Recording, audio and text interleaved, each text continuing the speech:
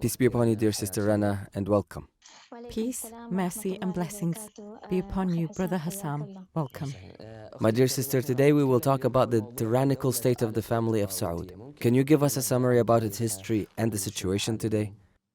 The family of Saud claim that they are from the noble Arab tribes, but in reality, if you search in history, you will find that their origins are Jewish.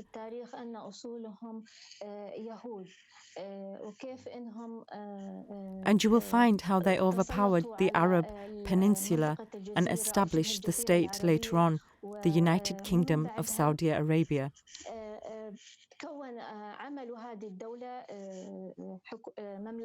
Mohammed bin Salman is talking about projects he wants to implement, while in reality, we have poor districts with no water, no electricity where people live.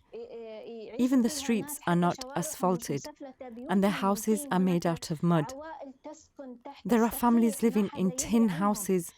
Nobody knows about them. This is the Saudi government today and previously.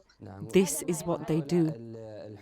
These leaders, the leaders of the family of Saud, placed themselves as if they were appointed by God Almighty. Is this common between the Saudi citizens? Yes, they declared this during the time of King Fahd. He attributed to himself the title, the custodian of the two holy mosques. And it continued until today that the family of Saud are the custodians of the two holy mosques. And this is false and a lie. They are not the custodians of the two holy mosques. And they don't serve God, and they don't serve the religion of God. The truth is, they take advantage of religion.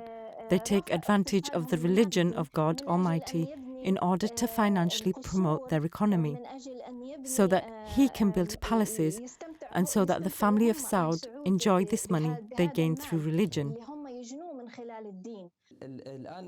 Now I have another question, dear sister, about violence. We hear and watch a lot of videos, but can you give us a summary about the excessive violence in Saudi Arabia used by this tyrannical government? Yes. When Mohammed bin Salman first came to power, he started with the entertainment policies. But the truth is that anyone who speaks or gives his opinion or even says something simple, and sometimes even without any reason, really without any reason, they take the person from his home without even having a warrant. And they come in masked and with civilian clothes, arrest the person and take him. The people don't see him anymore and don't know anything about him, and they sentence him to death.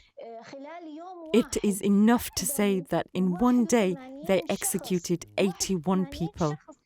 81 people were executed just because they were taking part in a peaceful demonstration. Amongst them were children at the age of 13 and 14. Can you imagine that? At the age of 13 and 14? Moreover, these people who were sentenced to death, their families were not informed. They heard their names on the TV the same day.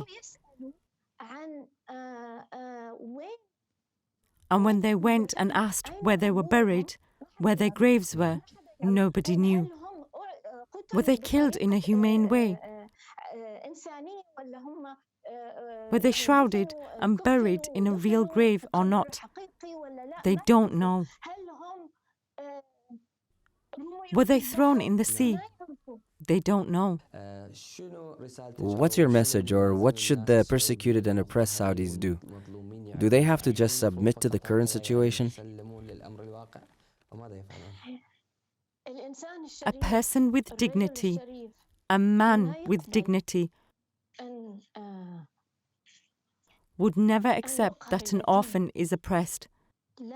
He would never accept that children are unjustly killed. He would never accept that women are humiliated, even if they are convicted in a case.